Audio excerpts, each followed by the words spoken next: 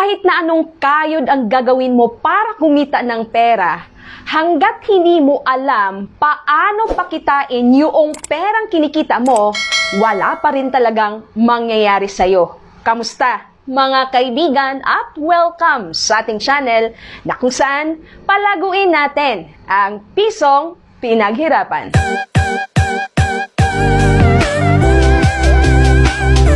Alam mo bang 3 steps lang ang kailangan mong gawin upang magkaroon ka ng sapat na pera at makamtan na ang ninanais mo sa buhay? Ano-ano ang mga ito? Yan ang pag-uusapan natin sa video na ito. Now na!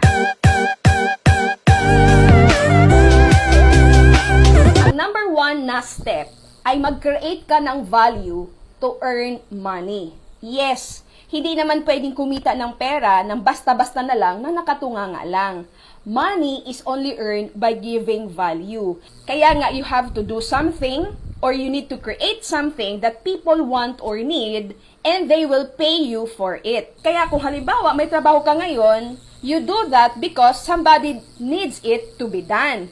And binabayaran ka doon sa trabahong ginagawa mo. Pero kung mapapansin natin, maraming mga Pilipino may trabaho pero bakit hindi pa rin talaga umasenso? Kulang pa rin talaga ang kinikita.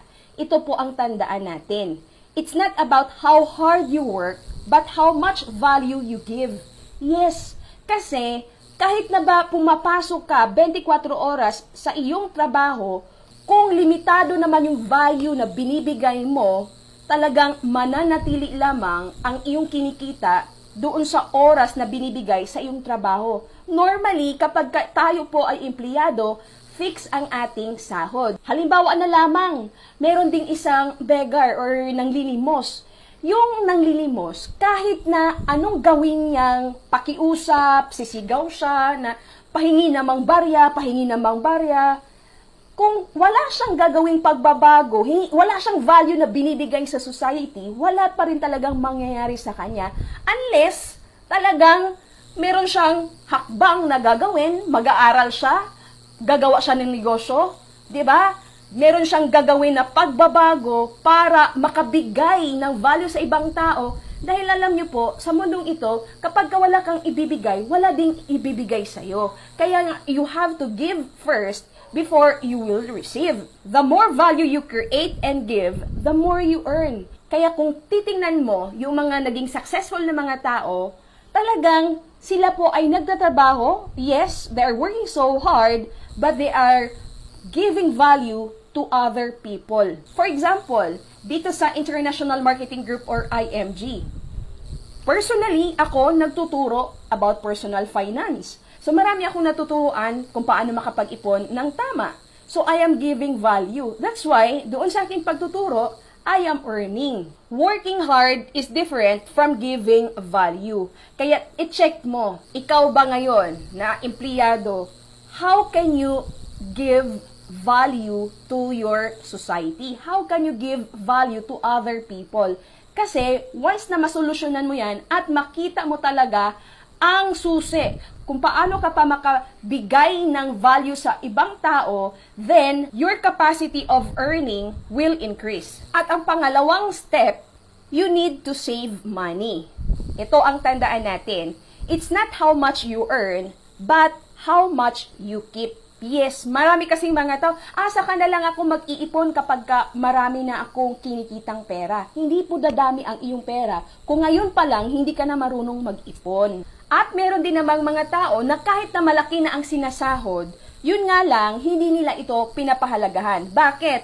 Kasi kapag sahuran na, napupunta ang kanilang kita doon sa mga pagsha-shopping nila, pagbibili ng mga bagay na hindi naman talaga kailangan. Kung ang kinikita mo kasi hindi nagkasya sa mga pangangailangan mo, then tandaan mo, gawin na ang step number 1, which is give more value and earn more. Kasi kung matutunan mong makapag-ipon ng pera bago ka gumastos, nagkakaroon ka ng disiplina na maaari mong tipirin ang lahat ng bagay. Maaari kang makapagtipid ng kuryente ninyo, maaari kang makapagtipid ng tubig. Bakit? Dahil meron ka na noong ugali na talaga namang pinapahalagahan ang bawat bagay na iyong pinaghirapan. At ang pangatlong hakbang, you need to grow wealth. Yes, you earn money and you save money, pero saan napupunta yung ipon mo? Hindi po lalago ang iyong ipon kung hindi mo ito i-invest. May mga tao, turn their cash into trash. Anong ibig sabihin yan?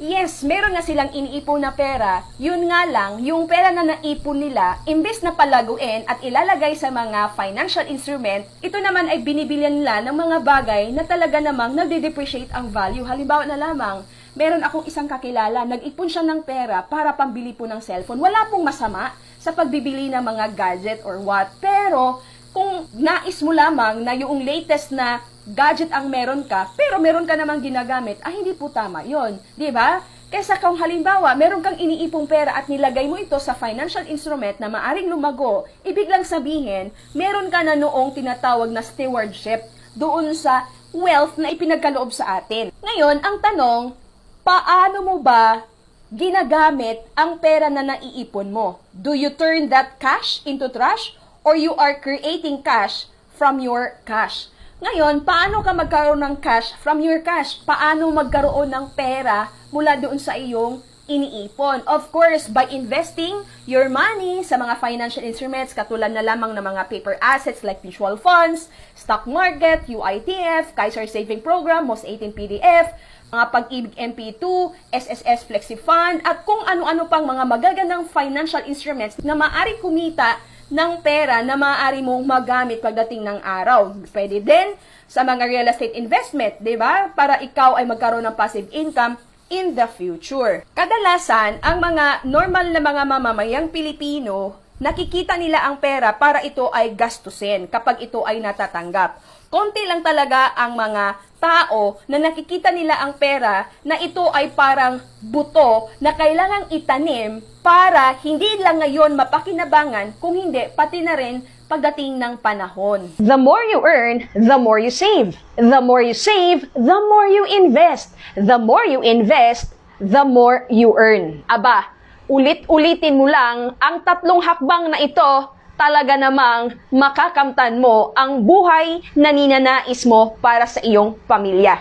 I hope you find this video informative. If you do, kindly share this video to your families and friends para sila din ma-aware sa tatlong bagay na kailangan nilang gawin para naman matupad din ang pangarap nila sa buhay. At kung nais mo pang matuto ng proper way of investing or ng financial education, maaari kitang turuan o maten ka lang sa ating free live webinar every day, 8:30 p.m. Philippine time po yan. Mag-message ka lang sa ating Facebook Messenger para mabigyan kita ng detalye. Or maaari mo kaagad na mapanood, mapag-aralan at maintindihan ang buong recorded webinar na ang link ay nasa description box below. And of course, don't forget to grab a free copy of this book at my website at www.gesaal.net. At syempre, huwag mo rin kalimutang mag-subscribe, share, and like this video. Patunugin mo na rin ang bell para ma-notify ka sa mga bagong video lessons na ina-upload natin dito sa ating channel. And oh, by the way guys, marami na tayong mga video lessons na in-upload dito sa ating channel na maaari mong balikan, mapag-aralan, maintindihan para madagdagan pa ang inyong kaalaman. Do more, earn more, repeat to infinity. That's how you grow wealthy. Ako po muli, si G. Isaal, na palaging magpapaalala sa inyo to live, love, invest. God bless everyone and always remember, God loves you